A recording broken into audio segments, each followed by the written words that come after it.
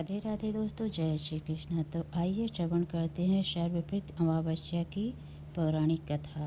श्राद्ध पक्ष में सर्वप्रत अमावस्या का बहुत ही महत्व है। यह पितरों को विदा करने की अंतिम तिथि है। अगर कोई श्राद्ध तिथि में किसी कारण से श्राद्ध न कर पाया हो या फिर श्राद्ध की तिथि मालूम न हो तो सर्वप्रत अमावस्या पर श्राद्ध किया जा सकता है। आइए जानते हैं इस तिथि के महत्व की पौराणिक कथा क्या है, यह जानते हैं। देवताओं के पितृगण अग्निवत्ता जो शोकपद्म लोक में निवास करते हैं, उनकी मानसी कन्या अछोदा नाम की एक नदी के रूप में अवस्थित हुई। मत्स्य पुराण में अछोदा सरोवर और अछोदा नदी का जिक्र मिलता है, जो कि कश्मीर में स्थित है। एक बार अछोदा ने 1000 वर्ष तक तपस्या की, जिससे प्रसन्न होकर देवताओं के पितृगण अग्निशत और बृहस्पति अपने अन्य पितृगण अमावसु के साथ अछोदा को वरदान देने के लिए आश्विन अमावस्या के दिन उपस्थित हुए।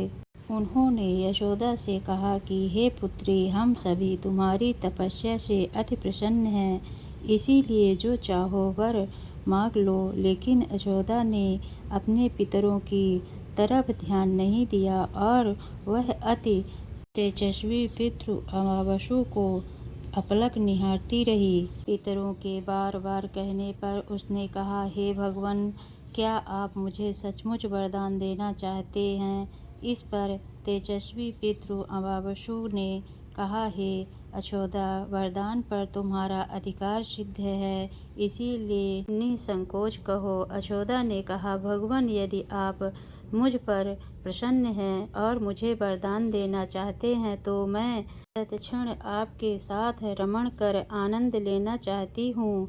अछोदा के इस तरह कहे जाने पर सभी पितर क्रोधित हो गए। उन्होंने अछोदा को श्राप दिया कि वह पितृलोक से पतित होकर पृथ्वी लोक पर जाएगी। पितरों के इस तरह श्राप दिए जाने पर अछोदा पितरों के पैरों में गिरकर रोने लगी। इस पर पितरों को दया आ गई। उन्होंने कहा कि यशोदा, तुम पतित योनि में श्राप मिलने के कारण मत्स्य कन्या के रूप में जन्म लोगी।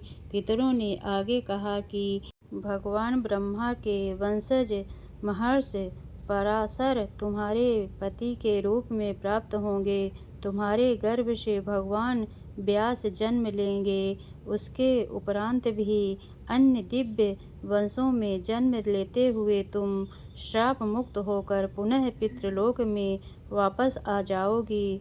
पितरों के इस तरह कहे जाने पर अछोदा शांत हुई। अमावस्या के ब्रह्मचर्य और धैर्य की सभी पितरों ने सराहना की एवं वरदान दिया कि यह अमावस्या की तिथि अमावस्या के नाम से जानी जाएगी। जो प्राणी किसी भी दिन श्राद्ध न कर पाए, वह केवल अमावस्या के दिन श्राद्ध तर्पण करे। सभी बीते 14 दिनों का पुण्य प्राप्त करते हुए अपने पितरों को तृप्त कर सकते हैं। तभी से प्रत्येक माह की अमावस्या तिथि को सर्वाधिक महत्व दिया जाता है और यह तिथि सर्वप्रत श्राद्ध के रूप में भी मनाई जाती है। उसी पाप के पश्चात हेतु कालांतर में यही अछोदा महर्षि पराशर की पत्नी एवं देवव्यास की माता सत्यवती बनी थी। तत्पश्चात समुद्र के अंशभूत शांतनु की पत्नी हुई और 2 पुत्र चित्रगंध